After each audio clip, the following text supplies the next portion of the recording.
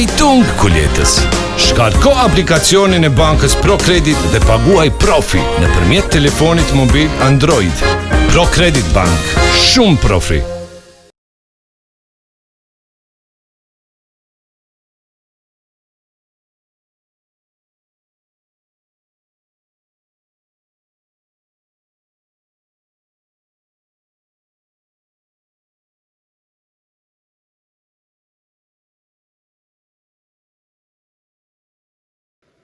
Welcome back, everyone, to our next discussion channel. This time we'll be exploring cyber resilience and economy with our honored speakers, Dr. Predrag Pale, a computer forensics professor at University of Zagreb, Dr. Blertona Bozi, cybersecurity professor at UBT, Dr. George Sharkov, a cybersecurity advisor to the Ministry of Defense of Bulgaria, and Professor Dr. Mitko Bogdanovsky, Vice Dean at the Military Academy, General Mihailo Apostolsky. I'll pass the virtual floor to Dr. Sharkov for an introduction of the topic, and then we'll move on to the discussion from there. Dr. Sharkov, the floor is all yours. And economy with our honored speakers, Dr. Predrag Pale, a computer forensics professor at University of Zagreb, Dr. Blertona Bozi, cybersecurity professor at UBT, Dr. George Sharkov, a Okay. Hi, everybody. Honored to speak on this panel. I hope that you can see the presentation, right? Yes, everything's perfect. And you can hear me? Okay, thank you. So that will be a short introduction, although the panel says like cyber resilience and economy. I would just phrase it in a different way, cyber resilient economy, and we'll try to give you a short intro. What is the meaning of that and what is the requirement? So first of all, we should understand what is the current context of the business. So the digital dependency, all our businesses, they depend on digital connectivity and interoperability of digital systems. And there are two types of complexities in this case. So we have the application complexities, which look like that, but also the business process complexities. So considering this fact in the digital age, I will remind you something that was Mark Andreessen, the founder of Netscape, sorry, and or Mosaic, and after that many other innovative companies and applications. 2011, back in 2011, he was saying that software is eating the world, but a bit later, he said that software is not only eating the world, but is programming the world. So everything depends on the software, including the new type of systems like AI, machine learning, deep learning, and so on. So this is what is running our business and digital dependency. And I think Mitko yesterday showed that more or less the same picture from the World Economic Forum.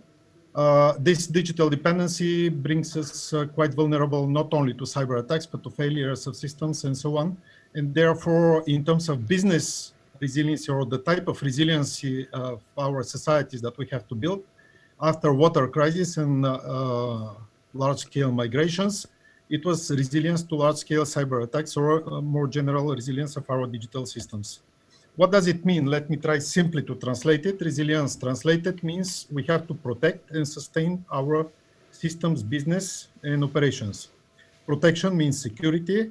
The sustainment means service, business continuity, and recovery, disaster recovery. That's in general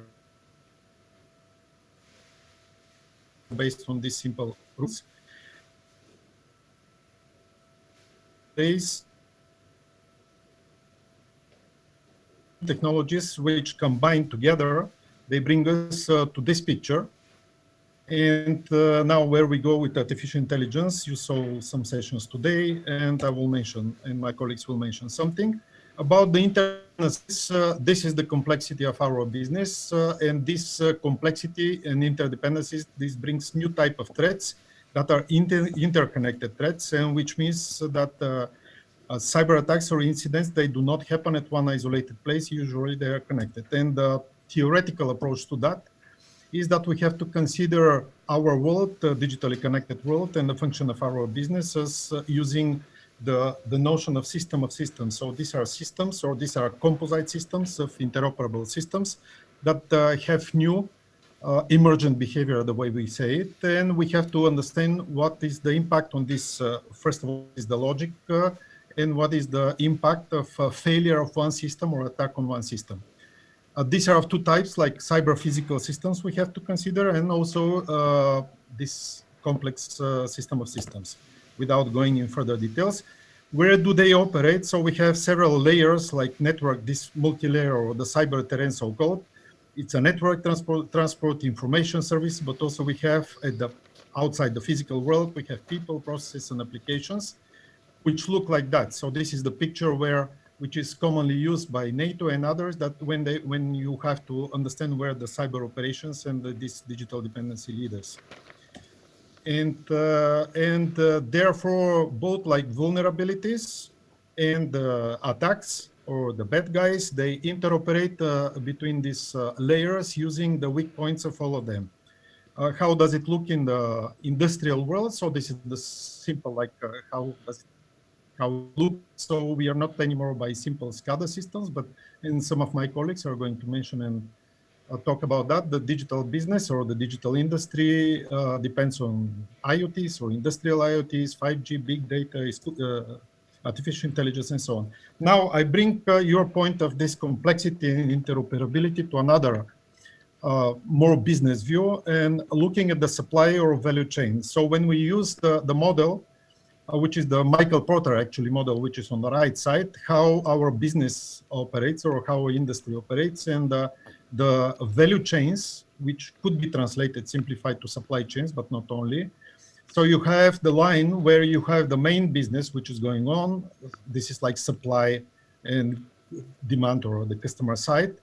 And here you have the assembly of the service. It's not necessary that the big companies are here at the end, but the point is that each member or each player of this supply chain can see only the tier one. So these are the direct suppliers to him and the direct customers or clients. So nobody can see deep into the supply chain or the value chain, the other players, and nor their systems, vulnerabilities, the measures on security, and so on. So the visibility is only tier one. There is another, we call it like hidden threat on the supply or value chain, and these are the third-party services. So these are the enablers for the supporting activities of the main value chain, and those are all the services that any of the players here receives. It's not only outsourcing, it's not only supplier agreements, it's more than that. But typically those like legal, IT security, financial, the smaller the company, on purpose I put here a player which is a small company. The smaller the company is, the larger the set of this kind of external dependencies, the way we call it. And this is exactly the place where we have the so-called hidden dependencies or hidden threats in the supply chain. And they go, since all of this, not only the communication, supplies, control, and everything, negotiations, all this is done digital this way, not only because of the pandemic, but because of the digital transformation we were talking yesterday. This makes it quite vulnerable to the attacks in any weak points. And I would remind you that NotPetya was a good example of this supply value chain attack, because NotPetya was not actually a virus. It's not a malware, malware of the type of ransom, because it was not ransom at all.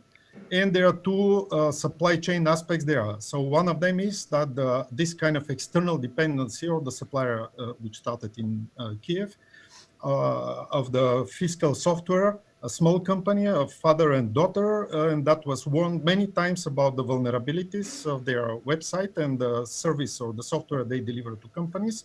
Actually, through that, all the local companies and representatives of multinational companies, they were infected. This is the first step of supply chain. Then the second step of the value chain, I would say, of these interconnected systems and businesses in proper configuration and so on, of VPNs, segments and everything, it propagated quickly. So one of the hypotheses even is that the purpose of NotPetya was not at all to infect these companies, even block their business, but to check how fast it can propagate towards industrial networks and business networks. And in fact, it was fast. And now we put also the other new tools, because these hidden dependencies, they became quite complex and they cannot be observed and monitored, and especially the activities on that. The behavior could not be done by simple tools, the tools that we have, data analytics and so on. So behavioral analysis that is done normally already by AI-empowered systems like AI machine learning. There are just a reminder that in all these type of businesses, already AI is used to help cybersecurity, not only behavioral analysis, but in general to detect any type of cyber attacks or compromises, but also to eliminate false positives and so on. And this is also by country, that was statistics. So this is just a challenge for the new technologies. What is the meaning? And this is the last slide for the introduction. I tried to summarize the factors that define the cyber resilient economy and prepare for that. Of course, the first level is that we have to apply, and we have to apply this holistic approach as it is listed below, like supply value chains. So all the players in one ecosystem, they should be equally, let's say, at least at the minimum level of cybersecurity requirements, the so-called cyber hygiene. And a good example of that is the requirements of NIS directive, which is also applied to adapted to different sectors, businesses, essential service operators, and digital services. So depending mainly on the risk levels and in defining the minimum requirements, common minimum requirements. So this is ensuring that all the players looking from the supplier value chain or the business value chain is that all the players, they would have at least some minimum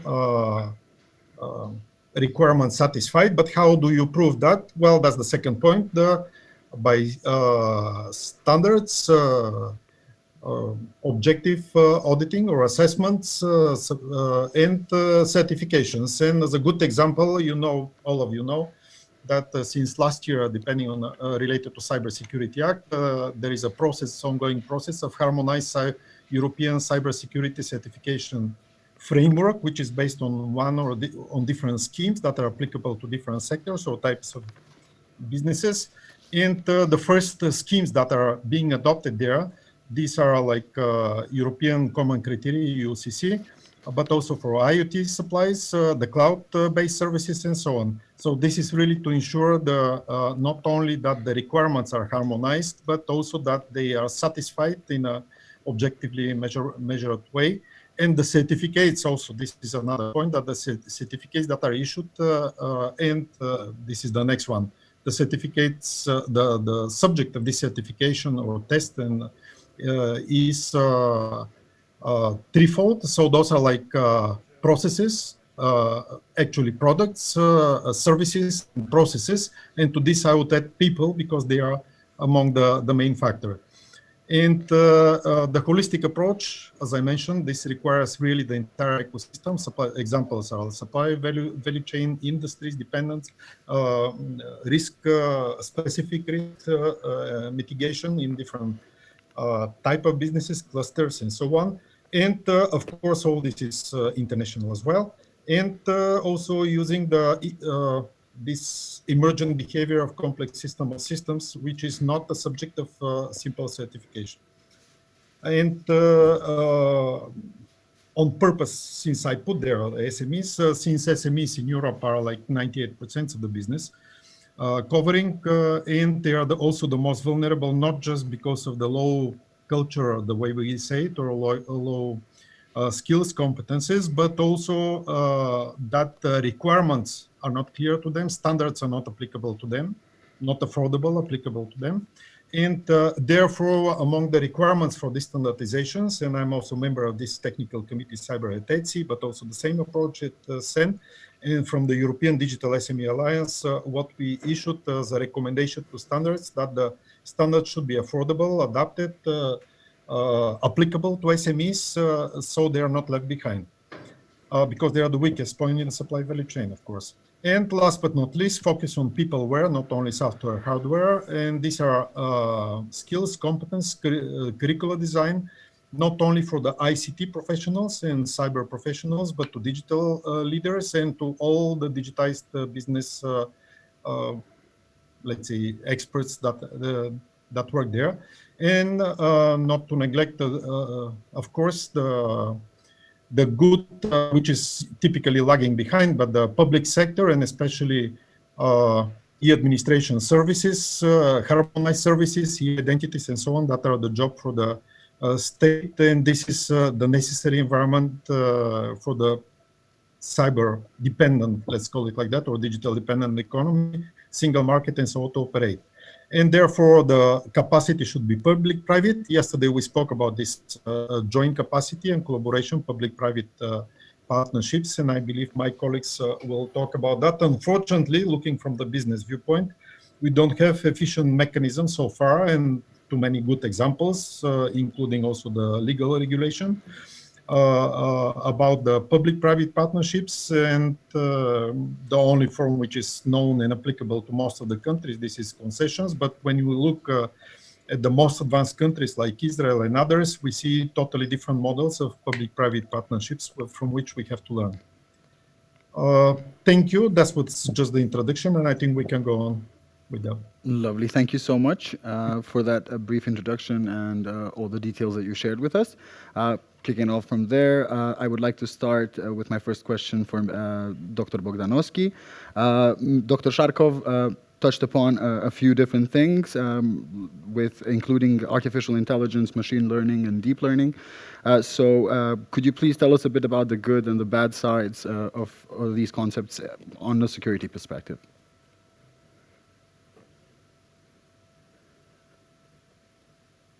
Can you hear me?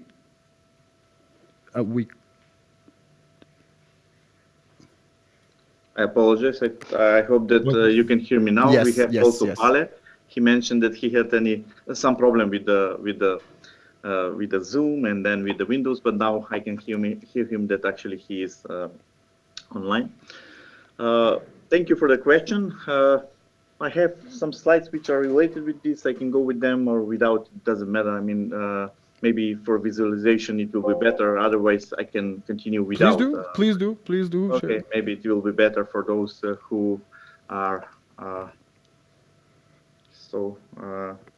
not sure. No, sorry. Just stop share. Okay. Regarding the artificial intelligence, I'm pretty much sure that you already had some of the panelists who discussed about artificial intelligence, machine learning, etc. And it is actually a very interesting topic, but I suppose also that my approach will be somehow different from the other speakers. The point actually that I want to stress here is that first, that artificial intelligence is not new, which is well known. It dates from 50s, and actually when I was a kid, I remember that at that time they were considering artificial intelligence from different perspective. They were saying that machine will possess artificial intelligence if has capability to win a game with Karpov or Kasparov, whatever. We know now that that is not actually artificial intelligence. And I'm pretty much sure, and I want to say now that what we are saying now, that it is artificial intelligence, I don't agree with everything. I mean, because we are using artificial intelligence for everything. Everything that is somehow smart, we are saying that it is artificial intelligence. I want to use more machine learning, deep learning, etc., smart technologies, but not so much artificial intelligence, because if we want to have a smart machine or a machine with artificial intelligence, then it needs to have at least similar number of neurons or synaptics with human brain. For example, human brain has like more than a lot of like billions of neurons, and each neuron has like 7,000 synapses, which is not case here when we are talking about, this is some simulation, where actually today what we have in the actually what the experts did up to now, they achieved to like 16 million, just to simulate 16 million neurons and 3.7 billion of synapses, which is far away with what we have in our brain. Again, yes, we are doing well, but I will not agree in total that we have real artificial intelligence solutions at this time. Okay, on the other side, we should focus more on the security aspects of artificial intelligence, machine learning, and deep learning. They are used for different purposes. They are used by hackers, by malware users, malicious users, sorry, and they are used also by security experts in order to protect the networks. When we are considering these two groups, we can say that people who are dealing with security, integrated machine learning, artificial intelligence in their products more efficiently than actually hackers or malicious users. Yes, hackers are using AI, ML, etc. for different purposes, but they are not so advanced. We cannot say that what they are using is on the highest level, which is not the case with people which actually are working on development of defense mechanisms. Why this is the case? Because in order to be expert in artificial intelligence, machine learning, etc., you need to know a lot. This means that you need to be paid a lot of money in order to work for some company. So if somebody is well paid, then he will not make easy decision to go on the bad side. Up to now, I think that this is why we have much better products which are based on AI, ML, DL, and are mainly focused on security and defense aspects. About the importance of artificial intelligence and many actually experts and leaders are saying that it is very important. And now I will just share with you one video where our friend Putin is saying something that is really true.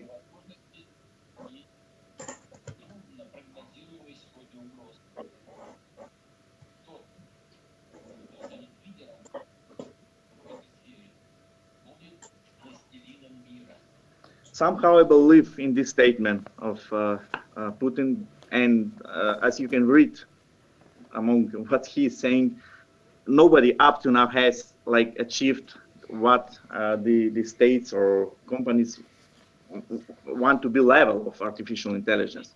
But we are aware that many companies and countries are working on development of the artificial intelligence, and it is somehow out of control. Who is doing what they achieved, etc. So maybe for 10, 20 years, 15 years, 5 years, I'm not sure, we'll have significant achievements within the stage of artificial intelligence, and maybe, not now, maybe for 5, 10 years, they'll be as smart as we are. What we don't want to see, actually what I don't want to see, is to become, the people to become second most intelligent being in the world. Because if this happens, there will not way to go back. Then we will, for always, will be second most intelligent being on the world. So this was what I wanted to stress, and of course that I'm open for later discussions about this question. Thank you. Those were some really nice points that you touched upon, and we really appreciate it. Just quickly, pretty much the same question, just related to IoT. Could you just tell us a bit about the opportunities and security challenges when it comes to IoT? Of course. Regarding the IoT, it was mentioned several times during our presentation, during our discussions, and also during other participants and panelists here. And I already mentioned about the importance of the different technologies that were developed in the industry development. And now we are facing with actually fourth industrial revolution, which is mainly based on machine-to-machine communication and Internet of Things. So today we are talking about smart cities, smart hospitals, smart highways, etc. actually we are talking about smart society. Well, if you look at this slide, you will see that with years, number of IoTs is significantly growing, which means like 5 years ago, the number of IoTs was significantly lower than non-IoT devices. At this moment, the number of IoTs is almost the same as the number of non-IoT devices. And for 5 years, number of IoTs will be like 2 times than is the number of IoT, non-IoT devices will be at that time. And most of these IoTs are very are devices which are of great usability for the society, for the people, for the industry, I mean, really, we are relying on these smart technologies, and we really enjoy using these smart technologies. But I want to mention here that not all of the IoTs are smart. Some of them are not so smart, and some of them are even stupid, according to me. For example, I still cannot understand why do we need, for example, smart bed. And even bigger problem for me is to accept that we need to have smart toaster in our homes. Really, if somebody, I am not sure what we can do with the toaster if we are not at home, and why we should want to access to the toaster, what we will control to the internet if we want to access to the toaster, what command we can give to the toaster, what this toaster can do for us if we are not at home.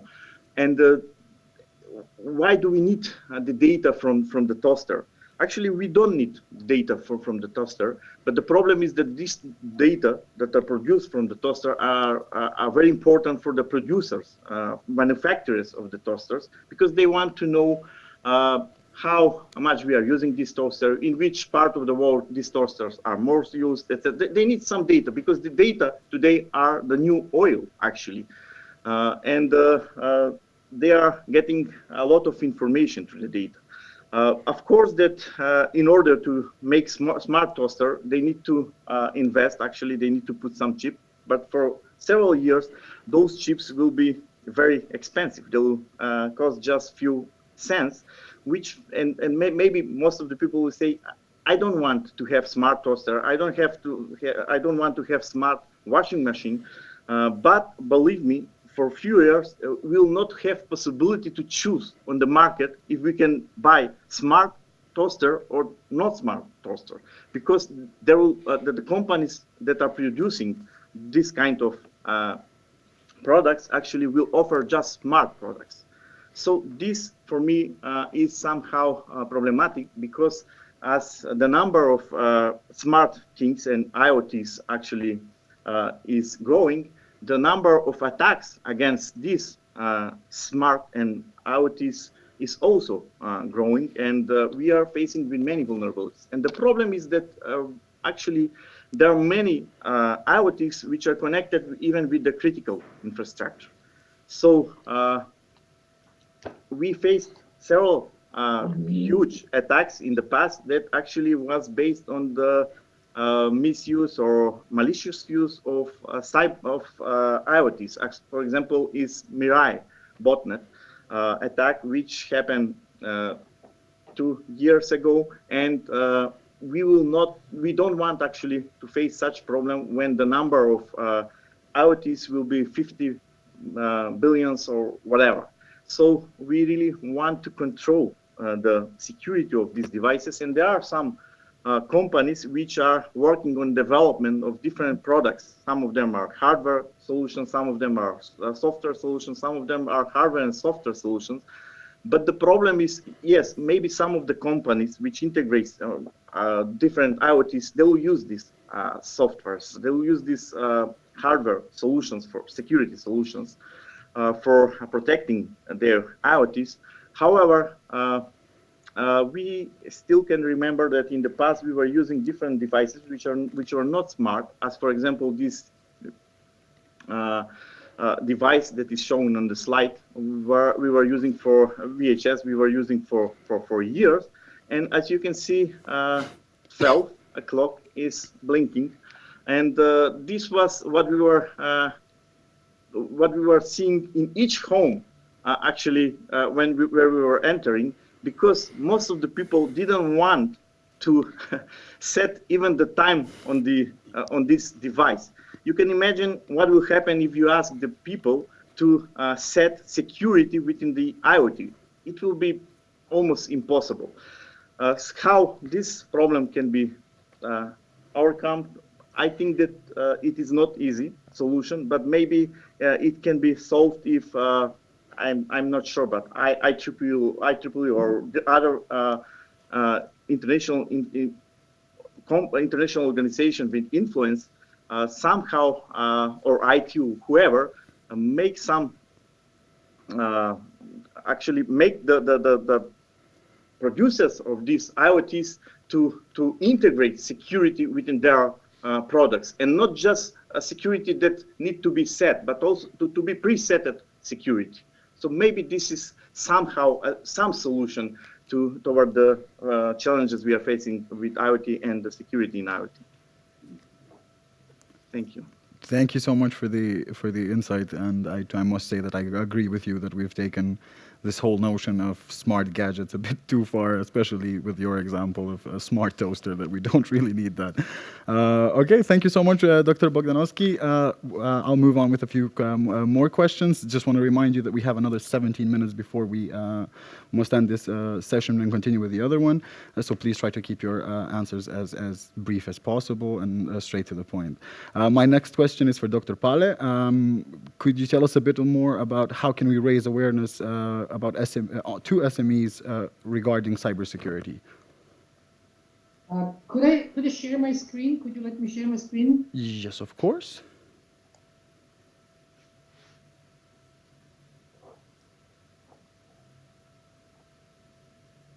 Okay, do you see the title? Yes, we do.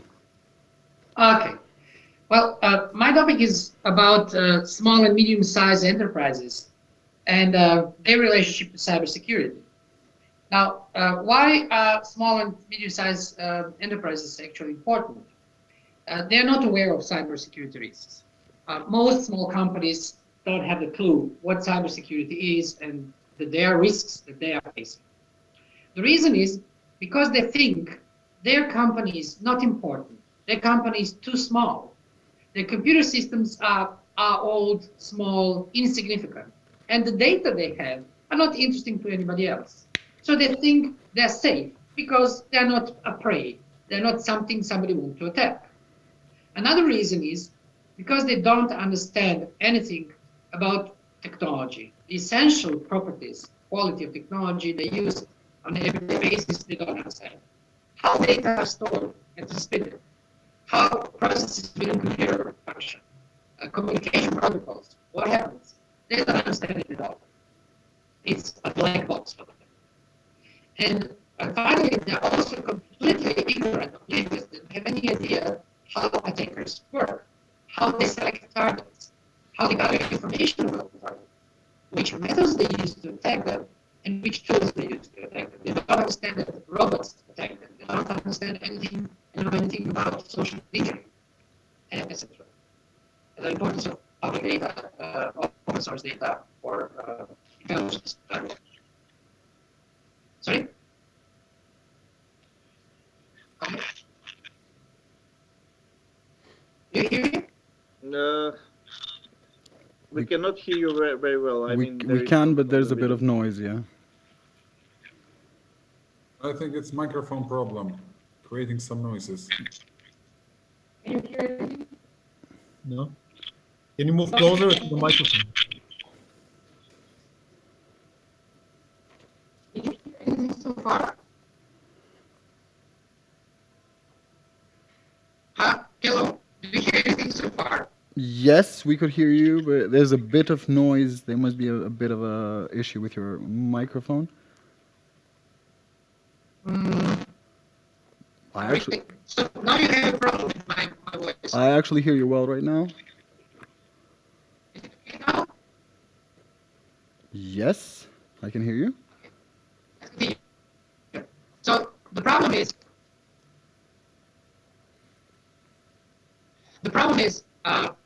these small companies, what we need to do for them, they need awareness.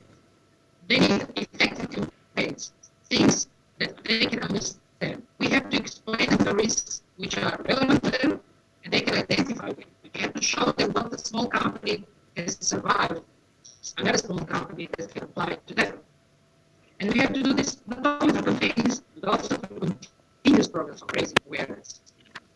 And solutions, how to solve their security risks, have to be designed in such a way they can understand them and they our can feel website, confident. YouTube, Facebook. Oh, I can do it. I can protect A lot myself. of people.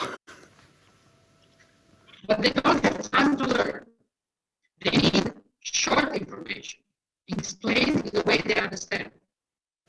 And it need also channels through which we can send them and say, hey, this is relevant for you. This problem is not for other people. This is a problem for your company. So we have to have alert channels that go directly to the companies for their type of software, their type of system, their type of data, their type of company. So they don't have to follow general news. And finally, they don't have resources, they don't have people, they don't have money, they don't have time to protect themselves. So they need very simple tools, crude, cheap, easy to implement tools. They need also a contact point they can call and ask when they are in doubt or they're in trouble. What should I do? Is this a problem? Is somebody attacking me? How can I protect myself? And then they also need assistance. When something happens, they need somebody that can help them do something. This looks like companies have a need. Now, whose interest is to provide this support? Well, national governments have interest because small and medium-sized enterprises constitute a vital part of the economy. The biggest part of the economy are small companies. Global community is interested because the economy now has become global. And you cannot say, oh, we don't care about small companies from this or that country. And because small companies are actually those who drive innovation, if they cannot use ICT, they cannot innovate in the way they could and should.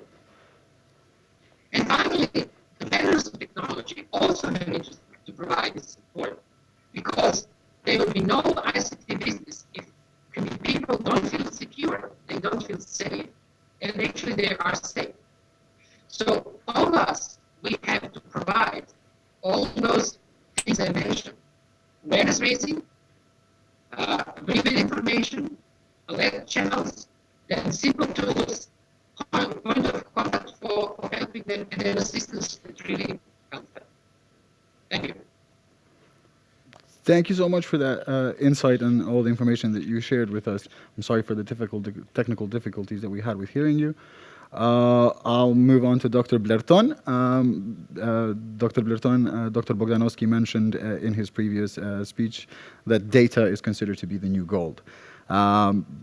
What would be the turn for big data from solution to a concern for a business? Like, how do we deal with that? Thank you very much.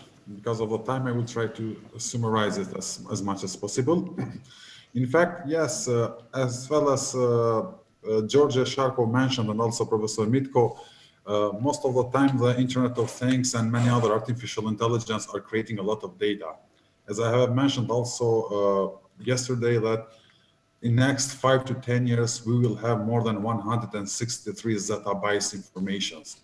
And those information we have to use. In the beginning, the big data issues came as a great solution for organizations in order to create forecasts, to analyze the data, and to make different opinions.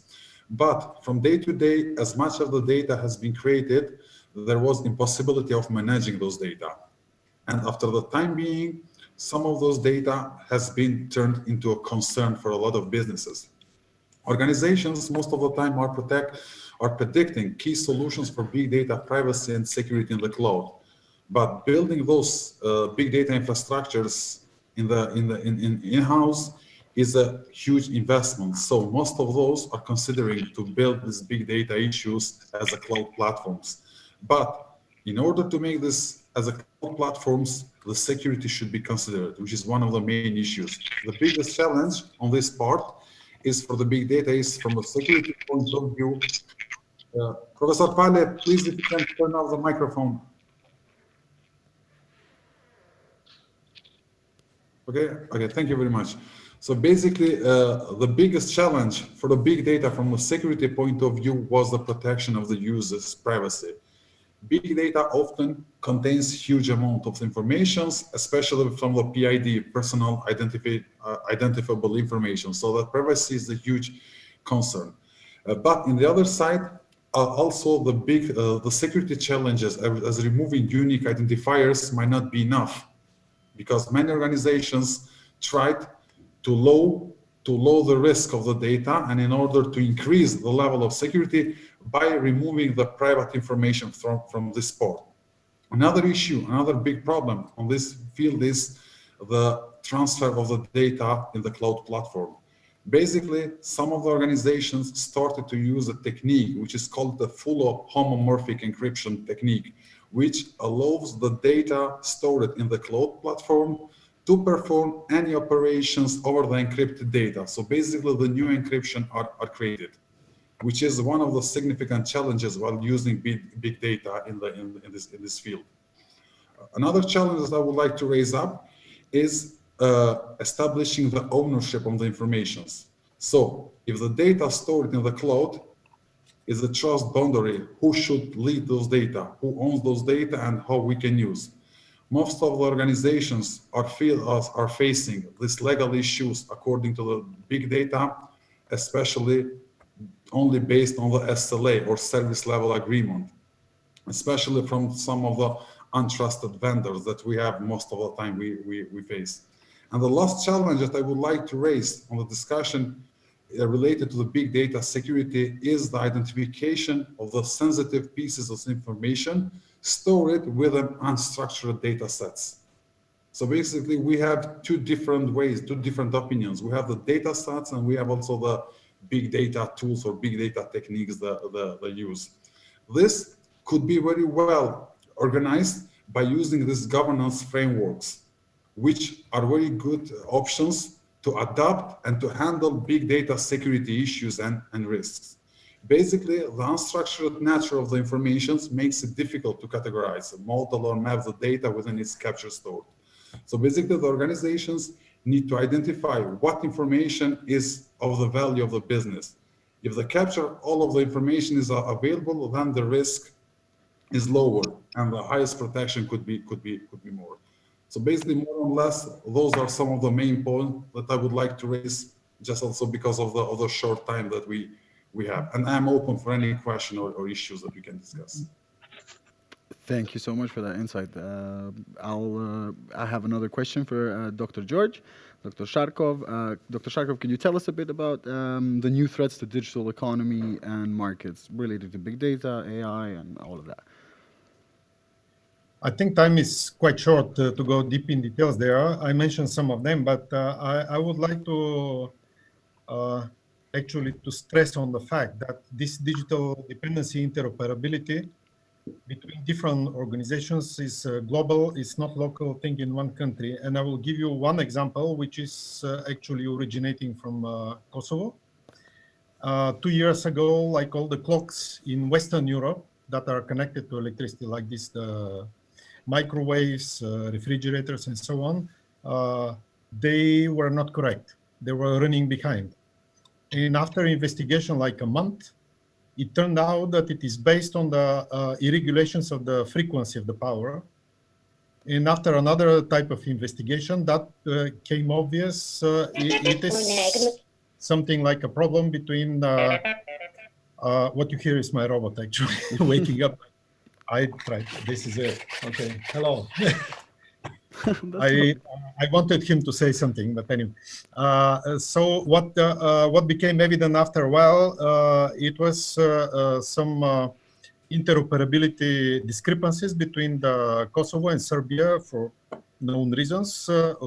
Operators of electricity and power that caused actually instability of the frequency of the entire power grid in Europe. So that was for 2 months, actually, all the clocks from the railway stations and everything that is synchronized with the frequency of electricity was running behind. So this shows actually how hidden, how deep interoperabilities we have at the very basic level. between different systems. And when we look at these dependencies and the risk estimation, risk assessment on that, we have to look deep in the supply value chain, the way I mentioned. Majority of these interdependencies are not very clear, and classical standard risk assessment methods would not find them. So therefore, this analysis, usually the threats, and when we do this cyber risk assessment, and that is a methodology used by the US Department of Defense on threat intelligence and cyber risks actually on a supply value chain. Usually it's behind, the bad guys are acting above the fourth tier. So 4 hops or 4 steps away from you, and they can still target you. And this could be quite targeted attacks. So those type of attacks are usually AI empowered, and the agents that are used for that, they are serverless, fileless, and so on. They are also propagating towards industrial networks. This is the same way. So Stuxnet was a classical example of that, although, okay, served for the good purposes at that moment. But also the point, what Mitko mentioned is that typically bad guys do not have access to very big resources to run powerful AI applications. This is true, but not completely true, because very soon, like Intel and Facebook, they announce everybody will have AI chip in a computer. And at this moment, using combined also the computational power of GPUs, TensorFlow and the other running on them, you can run a pretty actually powerful AI on just a normal computer.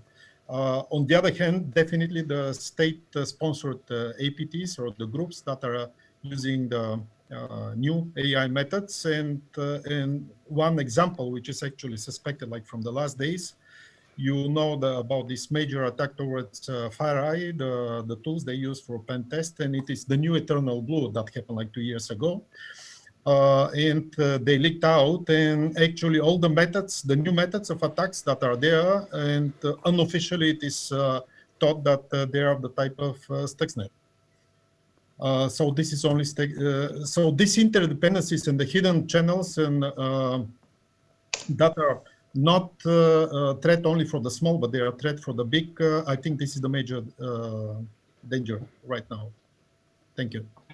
Lovely. We could continue with the discussion, and we're exploring these various issues for days. But unfortunately, we have 1 more minute before we must close the discussion. So if you have anything to add, please feel free. If not, I would just like to thank you all for participating and for joining us at the 9th edition of KosICT. We are very, very honored to have you here. Oh, the robot! It's moving. It's lovely. So thank you so much. And I just want to remind the audience that this topic was sponsored by the ICT for Kosovo Growth Project, to whom we're really thankful for supporting us. Thank you, guys. Thank you, everyone. And I hope you enjoyed the discussion. We'll see you shortly with our final presentation of the day.